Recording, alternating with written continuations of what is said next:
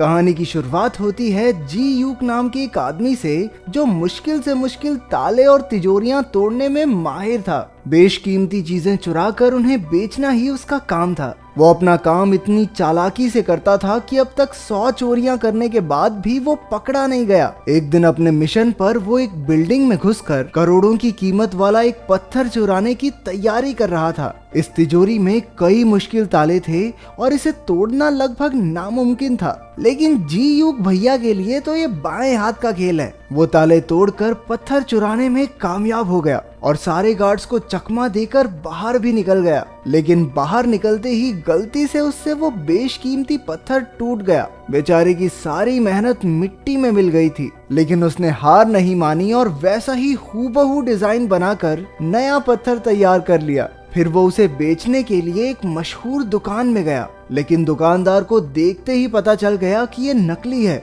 और उसने जी यूक से कोई भी लेन देन करने से साफ मना कर दिया। लेकिन जी यूक भी जानता था कि ये दुकानदार आमतौर पर तो नकली चीजें बेचता है और इसलिए उसने पुलिस के सामने दुकानदार की पोल खोलने की धमकी दे दी। हार कर दुकानदार को वो पत्थर लेना ही पड़ा। जी यूक का बेस्ट फ्रेंड गोइन भी उसका पार्टनर था। उसकी खासियत थी कि वो मामूली सी चीजों में भी विस्फोटक फिट कर लेता था। इस चोरी के बाद जी यूक ने नकली नोट छापने का फैसला किया। उसने हूबहू नोट तैयार कर लिए, लेकिन उन पर शराब डालते ही अक्षर मिट जाते थे। जब बात नहीं बनी तो उन दोनों ने हीरो की एक दुकान लूटने का फैसला किया, जिसमें लगभग 3 करोड़ का माल था। लेकिन ये काम इतना आसान नहीं था, क्योंकि दुकान में चारों ओर सीसीटीवी कैमरा लगे थे। कैमरास को हैक करने के लिए उन्हें एक जबरदस्त हैकर की जरूरत थी। तो इस काम में उनका हैकर होगा जैंग बे। उसके बारे में अफवाह थी कि एक बार उसने पैसों के बदले अपने ही साथियों की मुखबरी पुलिस को कर दी थी,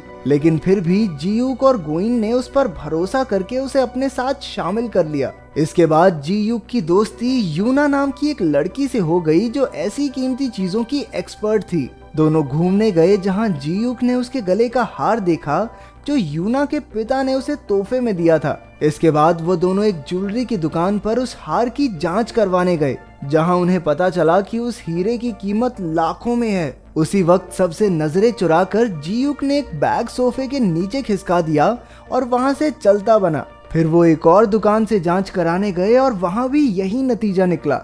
ये वही दुकान है जहां जी यूक चोरी करने का प्लान बना रहा है। उसने याद रख लिया कि सीसीटीवी कैमरा कहां लगे हैं, कितने कमरे हैं और कितने गार्ड्स मौजूद हैं। अंत में उसने हिसाब लगाया कि उन्हें 10 मिनट के अंदर अंदर ये चोरी पूरी करनी होगी। चोरी वाले दिन डी यूक जो बैग दुकान में छोड़कर गया था, उसमें विस्फोट हो गया, जिससे सारे गार्ड्स का ध्यान भटक गया। उसी वक्त जैंग बे ने अपने शातिर दिमाग से सारे सीसीटीवी कैमरास हैक कर लिए ताकि जी यूक और गोइन अंदर जा सकें। उसने अलार्म सिस्टम भी बंद कर दिया, जिससे तिजोरी को हाथ लगाने पर गार्ड्स को बिल्कुल पता न चले। लेकिन जितना टाइम उन्होंने सोचा था, गार्ड्स तो उससे पहले ही लौट आए, पर गोइन ने उनकी गाड़ी का शीशा तोड़कर उनका ध्यान भटकाए रखा। उधर जी यूक तिजोरी से सारे हीरे चुरा कर फरार हो गया। बाद में तीनों ने मिलकर जमकर जश्न मनाया। अगले दिन हीरो के मालिक चो को चोरी की खबर मिली तो वो आग बबूला हो गया, लेकिन वो इन चोरों की काबिलियत से इम्प्रेस भी हो गया था कि इतनी कड़ी सिक्योरिटी में से भी हीरो पर हाथ साफ कर गए।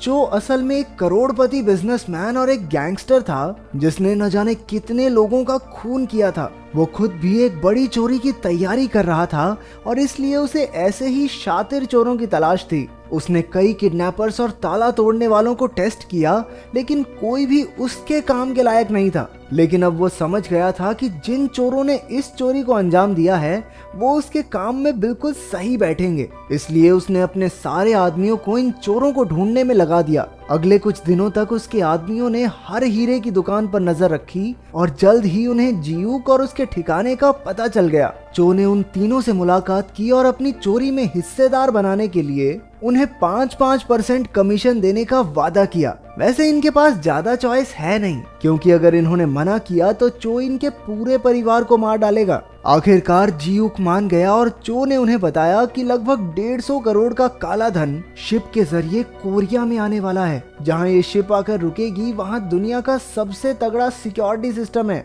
इसके लिए चो ने उन्हें फूड कूपन्स दिए। चो चाहता है कि वो तीनों इन फूड कूपन्स का इस्तेमाल करके इस चोरी को अंजाम दें। इसके बाद जियूक ने प्लान बनाना शुरू कर दिया, क्योंकि ये उसकी आज तक की सबसे बड़ी चोरी होने वाली थी। उधर चो ने जैंग बे को अलग से बुलाकर उसे ज्यादा पैसे देने का वादा किया, ताकि वो जियूक और गोइन पर नजर रखे, क्योंकि आखिर कोई चोरों पर भरोसा करे तो करे कैसे। उधर पुलिस अभी भी हीरो के चोर को ढूंढ रही थी। उन्होंने सीसीटीवी फुटेज में देखा कि जियूक ने ही वो बैग दुकान में रखा था। वो उसका पता ढूंढकर जियूक के घर में घुस गए, जहां उन्होंने उसकी अगली चोरी का सारा प्लान देख लिया। यहाँ से पुलिस को एहसास हो गया कि वो चो से मिला हुआ है। चोरी से पिछले दिन जियूक और गोइन पोर्ट पर जाकर विस्फोटक और सिक्योरिटी सिस्टम को हैक करने के डिवाइसेस रखाए। अपने ठिकाने पर लौटकर जियूक ने गोइन से कहा कि वो चो को धोखा देके सारा पैसा खुद ही क्यों नहीं रख लेते। लेकिन जैंग बे को उनके प्लान के बारे में पता चल गया और उसने चो को सारी खबर दे दी। चो को गुस्सा तो बहुत आया, लेकिन उसने जियूक से बाद में निपटने का फैसला किया, क्योंकि अभी उसे उसकी जरूरत है। इसके बाद जियूक ऊना से मिलने गया, लेकिन वो उसके यूं अचानक गायब हो जाने से बहुत नाराज थी। जब वो नहीं मानी तो जियूक ने बताया कि उसके पिता ही उसके गुरु थे। यूना का बाप मिस्टर ओ ही वो आदमी था जो जियूक को इस चोरी की दुनिया में लाया। एक समय पर वो चोरी चकारी छोड़कर एक आम जिंदगी जीना चाहता था, लेकिन उसी दिन उसके बिजनेस पार्टनर चो ने उसे मार डाला। यूना को उसकी किसी बात पर यकीन नहीं हुआ और वो वहां से चली गई। कुछ ही देर में चो के आदमी उसे किडनैप करके ले गए, ताकि जियूक उससे गद्दारी ना कर सके। फिर चोरी को अंजाम देने का दिन आ गया और सारे चोर पोर्ट में घुसने में कामयाब हो गए। उधर से चो ने विस्फोटक में धमाका कर दिया, जिससे सारे सिक्योरिटी गार्ड्स का ध्यान भटक गया। मौका देखकर जैंग बे ने सिक्योरिटी सिस्टम हैक कर लिया और वहां के लोगों को लगा कि इस प्रॉब्लम को तो वो 40 मिनट में ठीक कर देंगे। अब जियूक और गोइन के पास काफी टाइम था। वो तिजोरी के पास गए और जियूक ने अपनी काबिलियत से ताला खोल लिया। अब उनके सामने पैसों का ढेर लगा हुआ था। बिना समय गवाए उन्होंने अपने ट्रक में पैसे भरने शुरू कर दिए और बदले में चो के दिए फूड कूपन्स रख दिए।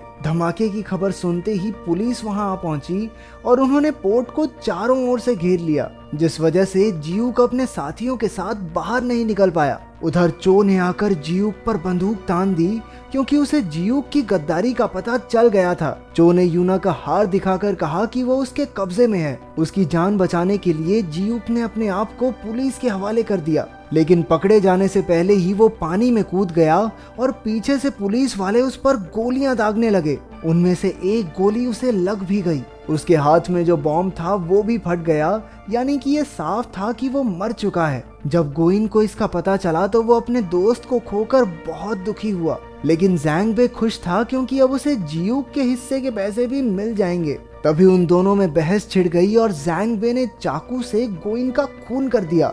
आखिरकार पैसों से भरा ट्रक चो के यहाँ पहुंचा, लेकिन उसके अंदर सिर्फ फूड कूपन्स भरे देखकर उनके पैरों तले जमीन खिसक गई। उसे कुछ समझ नहीं आ रहा था कि तभी जियूक का कॉल आया, जो एकदम ठीक था। अब सारे पत्ते खुलने लगते हैं कि असल में शुरुआत से जो हुआ वो सब जियूक के प्लान का ही एक हिस्सा था। जियूक चो से मिस्टर ओ की मौत का बदला लेना चाहता था। सबसे पहले उसने जो नकली पत्थर बेचा उसमें एक माइक्रोफोन फिट कर दिया, क्योंकि वो जानता था कि चो वहां अक्सर खरीदारी करने आता था। उसके प्लान के मुताबिक बिल्कुल वैसा ही हुआ और चो ने वो पत्थर खरीद लिया। उसकी बातें सुनकर जियूक को पता चला कि चो एक शातिर चोर की तलाश में है, तो उसने जानबूझकर हीरे चुराए ताकि वो चो की नजरों में आ सके। पूरा टाइम चो को लगता रहा कि वो जियूक को ढूंढ रहा है, लेकिन जियूक खुद ही उसके लिए सबूत छोड़ रहा था। जैंग बे भी जियूक का ही साथी था और वो बस चो के साथ होने की एक्टिंग कर रहा था। जियूक को पकड़ने आई पुलिस भी फर्जी थी, और तो और उसे लगने वाली गोली भी नकली थी। बेसिकली वो चो को चू बना के भाग गया।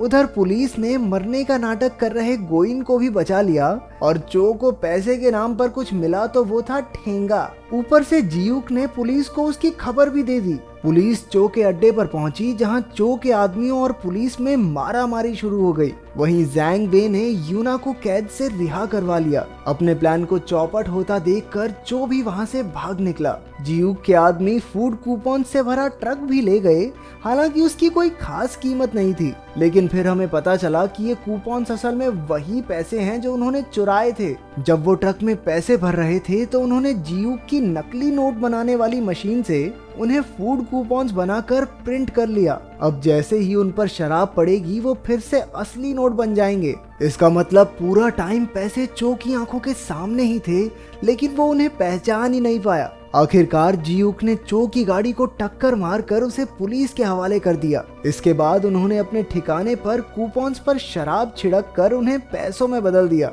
अब इतनी बड़ी चोरी की है तो जीयूक कुछ महीनों के लिए अंडरग्राउंड हो गया। एक दिन जीयूक ने यूना को पैसों से भरा एक बैग भेजा, जिससे वो दुबई में एक आर्ट गैलरी शुरू कर सकती है, जो कि हमेशा से उसका सपना था। वो दुबई पहुंची और वहां उसे एक म्यूजियम में अपना हार दिखा। तभी अपने जीयूक भैया की एंट्री हुई और दोनों साथ मिलकर खुशी खुशी रहने लगे। अगर वीडियो पसंद आई तो लाइक कर देना, चैनल को सब्सक्राइब कर देना। मिलते हैं अगली वीडियो में।